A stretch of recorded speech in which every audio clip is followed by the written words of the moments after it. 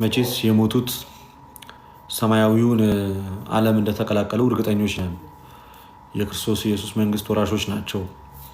ይህኔ በዚህ ሰዓት ያሉት ከሙሽራው ጋር ነው የተቀላቀሉት። የሰማዕታትን ዓለም ነው። የነ ቅዱስ ጊዮርጊስን፣ የነ ሕፃን ሀቢብ፣ የነ አባ ብሶይን፣ የነ ቅድስት አርሴማን፣ የነ ቅዱስ መርቆሬዎስን ዓለም ነው የተቀላቀሉት። በዚህ ሰዓት ላይ ህመሙ እና ሰቃያቸውና ሞታቸው በዚህ በስጋ ባለን ቢያስጨንቀንም እንደ አንድ ክርስቲያን ግን የስሙ ቀዳሽና የመንግስቱ ወራሽ ሆነዋል። እነዚህ ያረፉት ህፃናት ናቸው። በዛ ላይ ክርስቲያኖች ናቸው።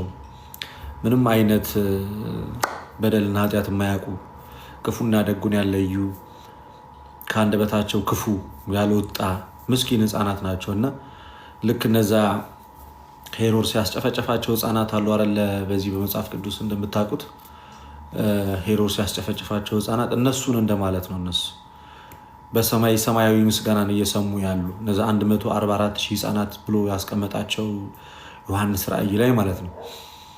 ዛሬ እነሱ እኛም የምንናፍቀውን ጌታ አግኝቶት እኛ እንኳን በደለኞች ኃጢአተኞች በኃጢአት የወደቅን፣ እነሱ ግን ንጹሐን ናቸው፣ በደል የሌለባቸው ንጹህ ሰማዕታት ቅዱሳን ናቸው። እነሱ በዚህ ሰዓት ላይ የእግዚአብሔር መንግስት የወረሱ ወደ ዘላለም ህይወት የገቡ ሰዎች ናቸው። እውነቱን እግዚአብሔር አምላክ የተቀበላቸው እጁን ዘርግተው ግን ደግሞ እግዚአብሔር የበቀል አምላክም ታስታውሳላችኋል። በዚህ በራእይ ዮሐንስ ላይ ምዕራፍ 6 ላይ ያለውን ቃል ደማችንም በምድር ባሉ ሰዎች እስከ መቼ ድረስ ነው የማትበቀለው ብለው ሲጠይቁት ለየሁሉም ነጫጭ ልብስ ተሰጣቸዋል። ጊዜ ይፈርደዋል። እነዛም ሄደው ደማችንም በምድር ባሉ ሰዎች እስከ መቼ ድረስ ነው የማትበቀለው ይሉታል እግዚአብሔር አምላክን። ራእይ ዮሐንስ ላይ እንደተጻፈው ማለት ነው። እሱም በእርግጥ ለእነሱ ነጫጭ ልብስን ያለብሳቸዋል።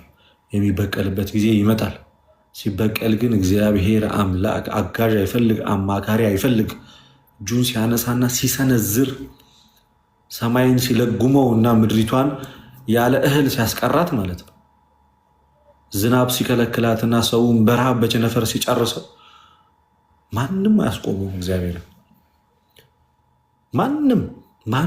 ማንም ኃይለኛ ፊቱ አይቆምም። ታግሶ እዛ ማድረጉ አይቀርም እግዚአብሔር። ዮሐዴ እንኳን ደህና መጣ። ይሰማል ወንድማችን ዮሐድ?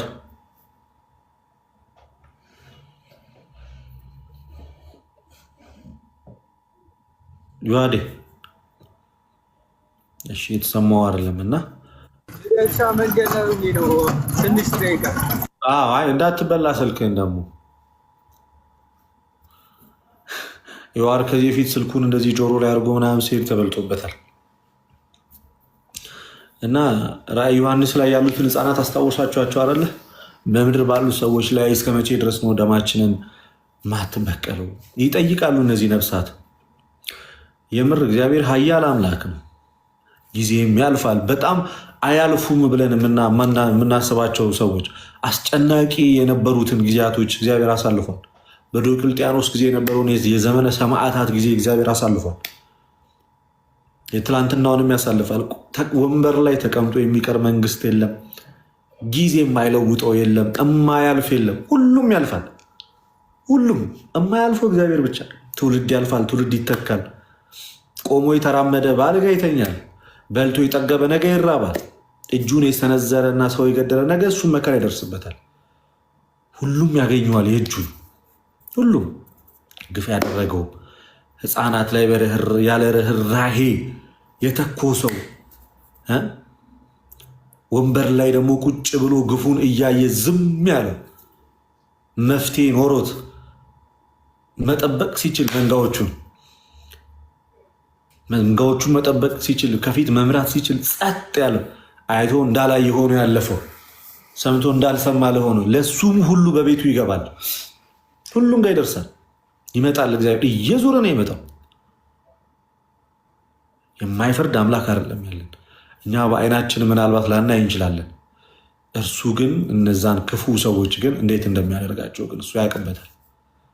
የሰናክሬም ሰራዊት የቅዱስ ሚካኤል የሰይፉ ብልጭታ ነበር ጸጥ ያደረጋቸው። ሄሮድስን ክፉ አሟሟት ነው የሞተው። መጽሐፍ ቅዱስ ላይ አሳዶ ክርስቲያኖችን ወይም የእግዚአብሔር ሰዎችን መከራ አድርሶ ቅጣት ሳይደርስበት ያለፈ ማንንም አታገኙ። ፈርዖንን ተመልከቱት። ያን ሁሉ ዘመን ሲያሰቃያቸው ኖረ። ሲያሰቃያቸው እግዚአብሔር ምን ያደረገ?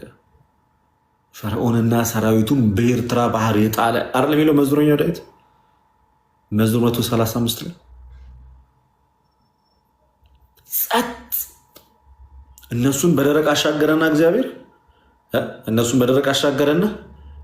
የፈርዖንን ሰራዊት ማለት አንድ ለናሙና እንኳን ሳይቀር አንድ ሳያስቀር ማለት ነው። ልክ ሁሉም ወደ ባህር ገብተው ካለቁ በኋላ ባህሩን መለሰ፣ ዘጋው። ጸጥ ነው ያደረገ። ጸጥ ሲሰነዝር ክንዱን ልክ እንዲህ ክንዱን ሲሰነዝር በቃ አታቆመው።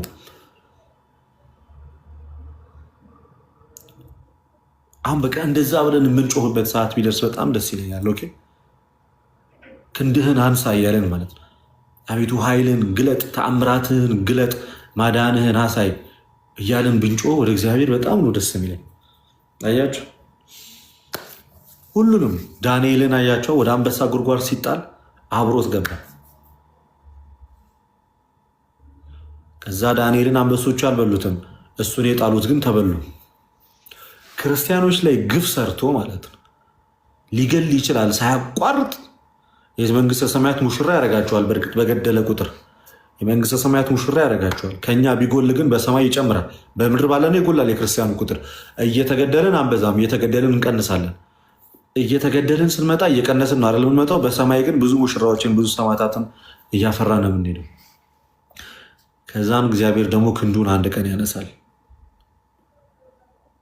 ክንዱን ያነሳል።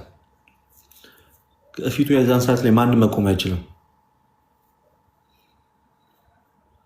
እሱን ህዝቡን አሳዶበት በተለይ አሁን እኮ ደግሞ በጣም ነገሩን የሚያስገርም የሚያደርገው እንዳያችሁት ህፃናት ናቸው እየሞቱ ያሉት። ዝም የሚል ይመስላችኋል? የህፃናት አምላክ ዝም ይላል? አይልም። ንጹሐን ናቸው እኮ በጣም ንጹሐን ትንንሽ እኮ ናቸው። ይበቀልላቸዋል እግዚአብሔር።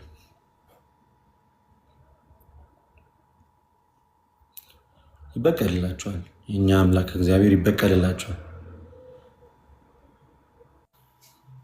ልደትሻ ዮሐዴ እንዴት አመሸ? ሰላም ብያለሁ ሁላችሁ። እንዴት አመሻችሁ? ሰላም ነው ወይ? እግዚአብሔር ይመስገን። ሁሉ ሰላም፣ ሁሉ ሰላም፣ ሁሉ ሰላም። ዮሐዴ እንዴት ነህ አንተ?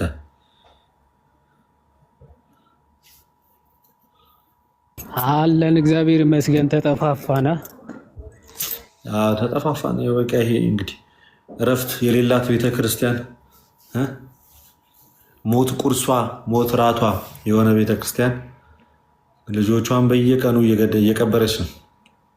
በየቀኑ በዚህ ዓመት ብቻ በርካታ ሰማዕታትን አፈራች።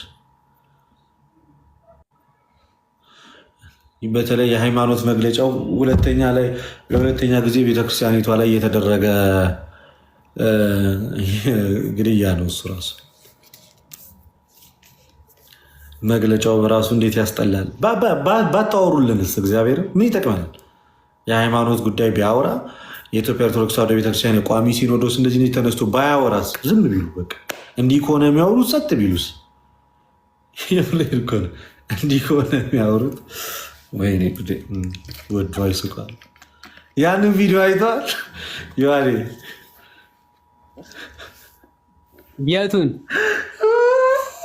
የቱን ነው? ጭመቀው ያለ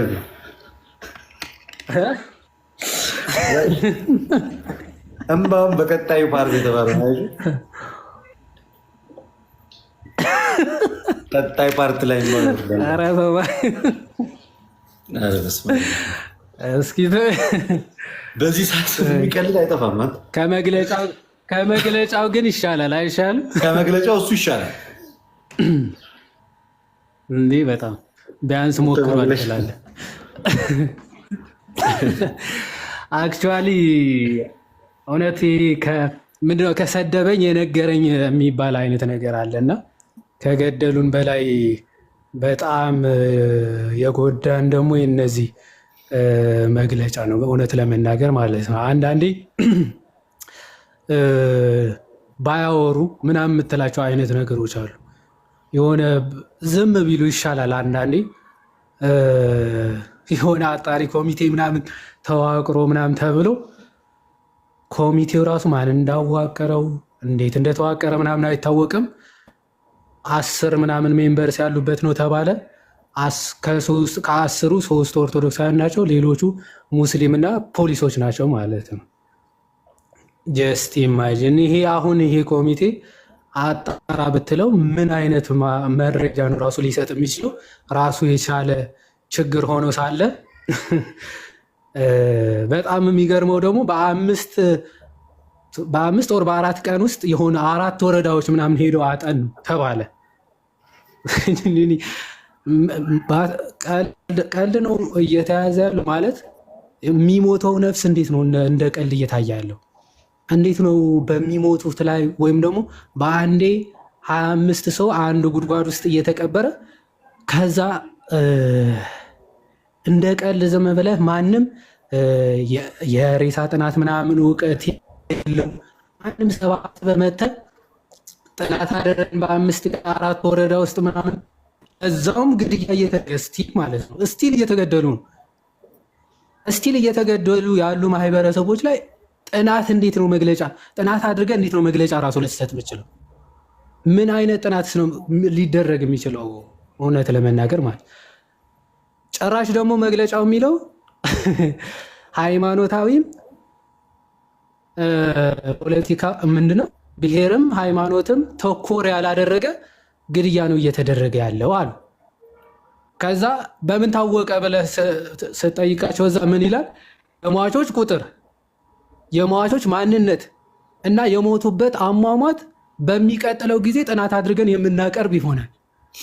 የሟቾች ቁጥር ካላወቅ፣ የሞቱበት ምክንያት ካላወቅ፣ ከየትኛው ብሔር እንደሞቱ ሳታውቅ ከብሔርም ከሃይማኖትም ነፃ የሆነ ግድያ ነው ብለህ እንዴት መግለጫ ልታቀርብ ትችላለህ? ምኑን አጥርተህ ነው ታዲያ?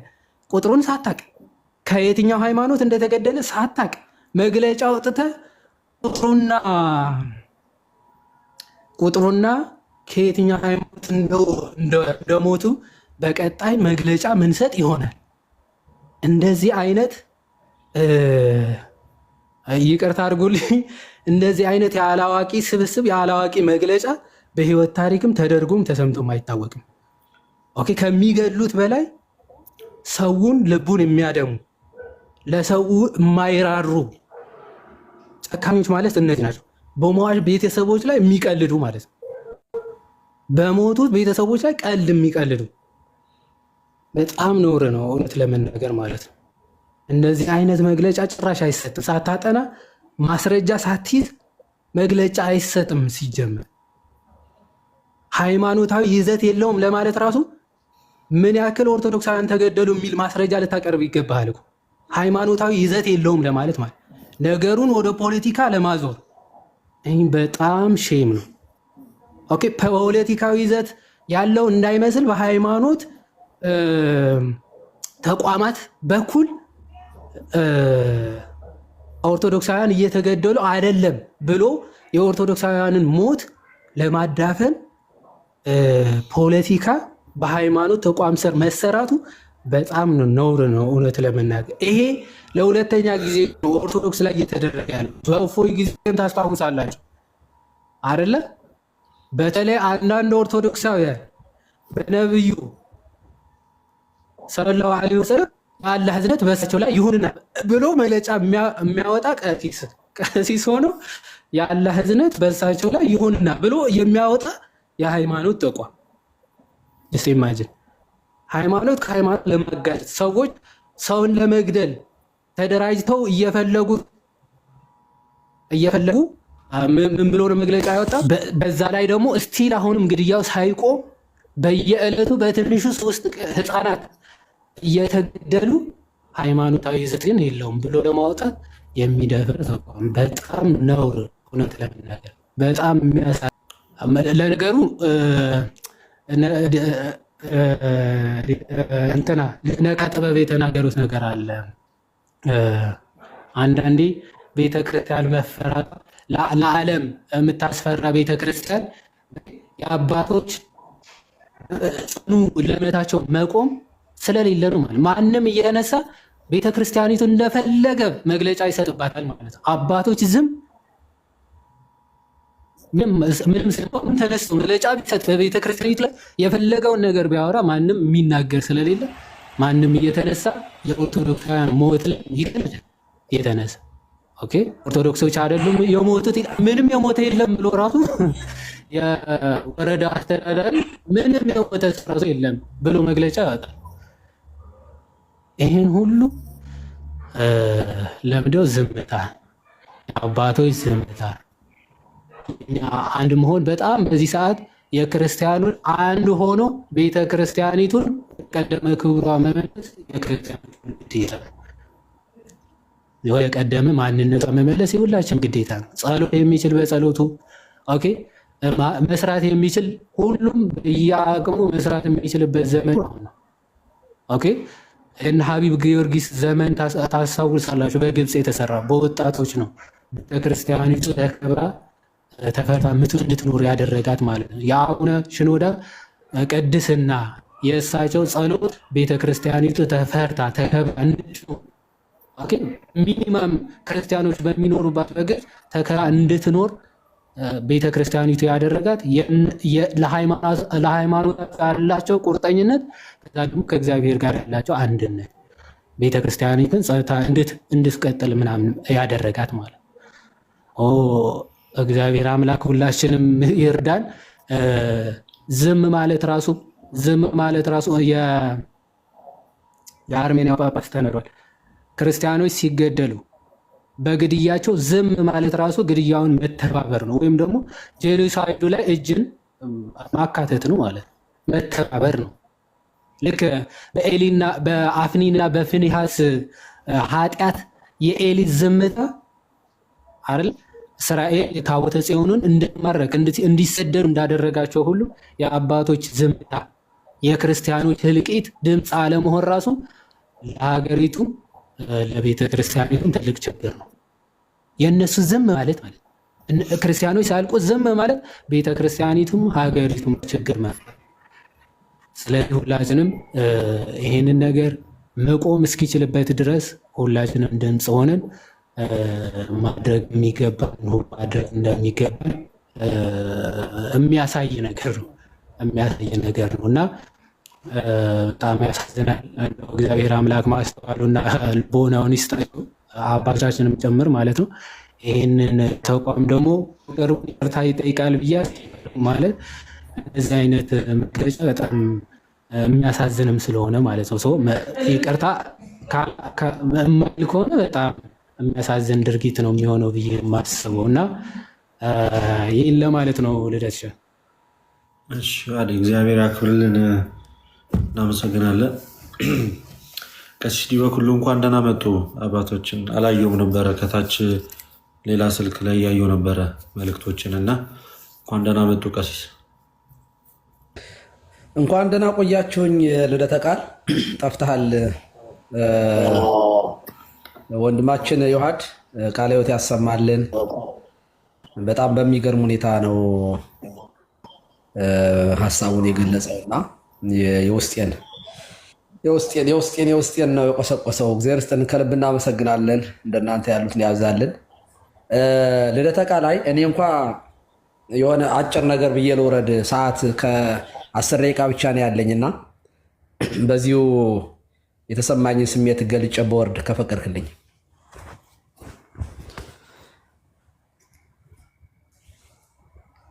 ልቀጥል? ይቻላል አባታችን፣ ይቀጥሉ ሀሳቦት። ወደ መጨረሻ አካባቢ ዮሐድ ላይ ይቆራረጥ ነበረ። ከሱ ከሆነ አላቅም፣ ግን ኮፒ ሊንክ ሼር አድርጉ። እናንተ ከታች ያላችሁ ነዳጅ መሙላቱን አትተውት። የሚቆራረጠው እንደዚያ ነው። ከልብ እናመሰግናለን። ልደተ ቃል በተደጋጋሚ የሰራቸው ቪዲዮዎች ከኛ በላይ እዚህ በውጭ ካለነው በላይ በአካል ሄደህ አንተ ተወጆችን የጠየቅበት ሁኔታ ስላለ በጣም ትልቅ አክብሮት አለኝ። እግዚአብሔር ይባርክህ። ብድሩ በደስታ ወደ ቤት ይግባ። በእውነት ከልብ ከልብ እናመሰግናለን።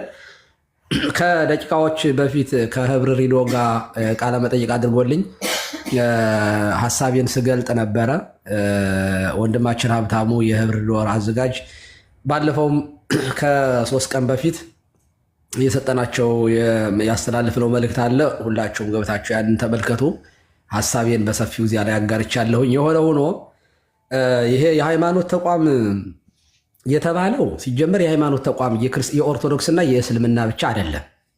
ያየናቸው እዚያ ላይ ሙስሊምና ኦርቶዶክሳውያን የሚባሉ በስም ኦርቶዶክሳዊ የሆኑ ሰዎች ነገር ግን የአምልኮ መልክ ያላቸው ኃይሉን የካዱ ሰዎች እናያየ ነው። እኔ ታጋይ ቅድም ዮሐንስ ሲናገር ነበረ። የአላህ እዝነቱ ይደርባችሁ ብሎ የሚባርክ አንድ ቀንም ሲቀድስ ያላየ ነው ካህን በየትኛው አብነት ትምህርት ቤት እንዳለፈ በየትኛው ቴዎሎጂ እግዚአብሔር ይወቀው ብቻ እና የቤተ መንግስቱ ቀዳሽ እንደሆነ ነው እኛ የምናውቀው። እግዚአብሔር ግን ቀን ያመጣል። መቼም አንድ ቀን እግዚአብሔር ይፈርዳል።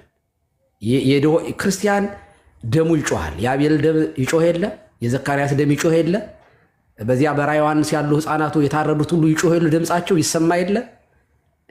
የክርስቲያን ደም የማን ነው? ቆጵሪያኖስ ነው ማን ነበር? ወይንስ ማን ነበረ? የክርስቲያን ደም የክርስትና ዘር ነው ያለው። አዎ የክርስቲያኖች ደም የዘመነ ሰማዕታት ደም ነው ዛሬ ይሄን ሁሉ ክርስትና የወለደው እንጂ የክርስቲያን ደም መንምኖ ጠፍቶ ደማዊ ነፍስ የለንም። እኛ ህያዊት ነፍስ ነው ያለችን። ስንሞት የበለጠ እንሰማለን፣ እንደመጣለን። አጥርተን የምናይበት ክርስቲያኖች ዛሬ አርሲ ውስጥ የተገደሉ ክርስቲያኖች አጥርተው የሚያዩበት ዓለም ውስጥ ነው ያሉት እውነት ለመናገር እና ግን እኛ አሁን እያለቀስን ያለነው በህይወት ላለን ለእኛ ለሞትን ነው። ነገ በየቤታችን ትናንትና እንትና ማን ነው ወንድማችን እፎይ ላይቭ ላይ ነው ያቋርጬ ወደ ጠቅላይ ቤተ ክህነት የደወልኩኝ እኔ ከተከበቡ በነበረበት ጊዜ ከተከበቡበት ሊያወጡ የሄዱ ሰዎች መኪናቸው በተቀጥቅጦ ተደብድቦ መስተዋት ተሰብሮ እንደገና እንዴት ባለ ህይወቱ እንዳተረፈ እኛ እናውቃለን። እና ይቺ ሀገር የት ሀገር ናት? ሳውዲ አረቢያ አይደለም፣ ኢራን አይደለም፣ ኢራቅም አይደለም፣ ቱርክም አይደለም፣ ኢትዮጵያ። እኔ የምጮኸው እኔ በግል የምጮኸው የሟቾች ሀዘን በግፍ መሞት ስላሳዘነኝ ስላስለቀሰኝ ብቻ አይደለም። አዎ እንደ ሰው ይሄንን የማያሳዝነው ሰው ጤነኛ የሆነ ሰው ሁሉ ያዝናል። ሰው የሆነ ሁሉ ጤነኛ ሰው የሆነ ሁሉ ያዝናል፣ ያሳዝናል። ግን እኔ ለዚህ ብቻ ግን ብዬ አይደለም የምጮኸው። አይደለም የምጮኸው እኔ በግሌ በክርስቶስ የፍርድ ወንበር ስር እንዳልወድቅም ጭምር ነው። ለእኔ ለካታ እነዚህ ከነታናናሹ ለአንዱ አላደረጋችሁት ለእኔ አለማድረጋችሁ ነው የሚለው ቃል እንዳይደርስብኝ ነው። የድሃውን ጩኸት እንዳልሰማ ጆሮዬ እንደፍኜ እኔ በምጮህበት በተራዬ ጮኻለሁ። ነገ አልሰማህም የሚል አምላክ ስላለው ያን ጊዜ ይጮኻሉ አልሰማቸውም የሚል ቃል አለ። ቅዱስ ባስልዮስ እንደተናገረው ግፍን የሚፈጽሙ ወንጀልን የሚፈጽሙ ሰዎች ብቻ አይደሉም ወንጀለኛ። ወንጀል ሲፈጸም ዝም የሚሉ፣ ግፍ ሲፈጸም ዝም የሚሉ እነሱ ራሳቸው ትልቅ ኃጢአተኞችና ወንጀለኞች ናቸው ይላል። እና እባካችሁ ለክርስቲያኖች ብቻ አይደለም ባይዘው እኛ ኦርቶዶክሳውያን ማንኛውም እስላምም ይሁን ጴንጤም ይሁን በማንነቱ በሃይማኖቱ ምክንያት ሊገደል አይገባውም። ሰው በመሆኑ ልንጮህለት ይገባል። ፍትህን ማለት በነገራችን ላይ ለክርስቲያን ብቻ መፍረድ አይደለም። ፍትህማ እንደ እግዚአብሔር ዝናሙንም ለኃጢአተኛውም ለጻድቁም እንደሚያዘን ፀሐዩንም ለሁሉም ለሚያምኑትም ለማያምኑትም እንደሚያወጣላቸው የፍጥረት መጋቢ የሆነው እግዚአብሔር ሳያዳላ ፍጥረቱን እንደሚመግብ ማድረግ ነው። እግዚአብሔርን መምሰል እንደዚህ ነው። እግዚአብሔርን መምሰል ማለት በነገራችን ላይ አንዱ ይሄንን ነው። እግዚአብሔር ሰጭ ነው። ለድሆች በመስጠት በስጦታው ከእርሱ ጋር በመለኮታዊ ኢኮኖሚ ውስጥ ተሳታፊ መሆን ነው። ክርስቲያን እግዚአብሔርን መምሰል የምንችለው እንደዚያ ነው። እግዚአብሔር እውነተኛ ዳኛ ነው።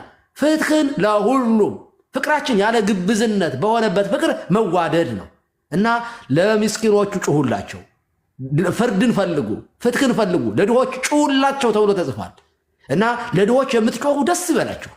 ለራሳችሁ ጩኻችሁ ለራሳችሁ ነገ ብድር ለድሃ የሚሰጥ ለእግዚአብሔር ያበድራል።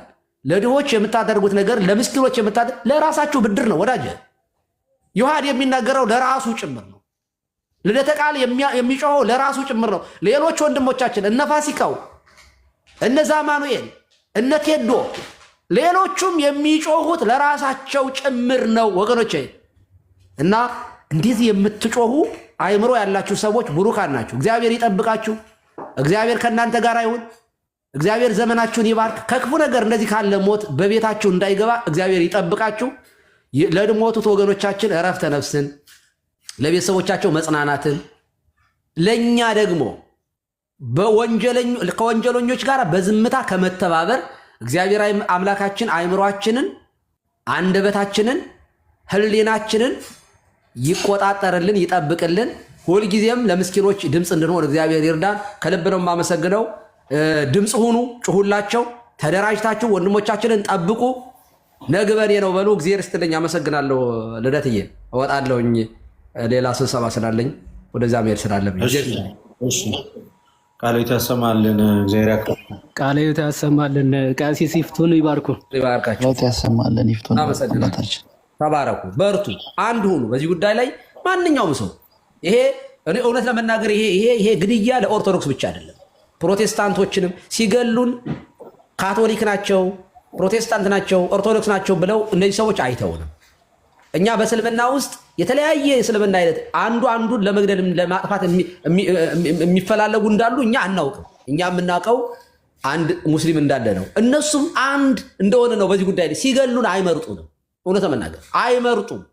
የጊዜ ጉዳይ ነው። አሁን ትንሽ ማጆሪቲዋ ቤተክርስቲያን ኦርቶዶክስ ስለሆነች እሷን የማጥቃት ስራ ነው የሚሰሩት። ፕሮቴስታንቱ የአንድ ቀን ነው ብለው ነው የሚያምኑት።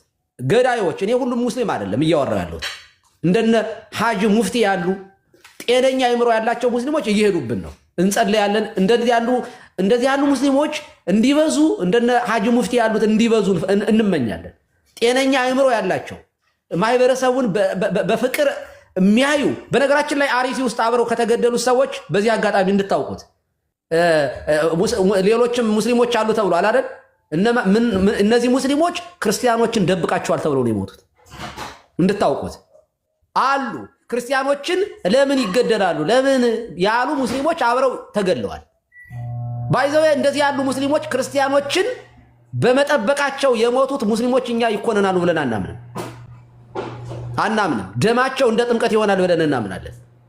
ክርስቲያኖች ሲሞቱ በክርስቶስ የሚያምኑ ሰዎች መሞት የለባቸውም ብለው የሚሞቱ ሙስሊሞችን እኛ እውቅና እንሰጣለን። እንደዚህ ያሉ ጤነኛ ሙስሊሞችን እግዚአብሔር እንዲያበዛ ደግሞ በክርስቲያኖች ምክንያት በክርስቶስ ምክንያት የሞቱ ካሉ ተስፋ እንዳላቸው መናገር እፈልጋለሁ። እግዚአብሔር ይስጥልኝ።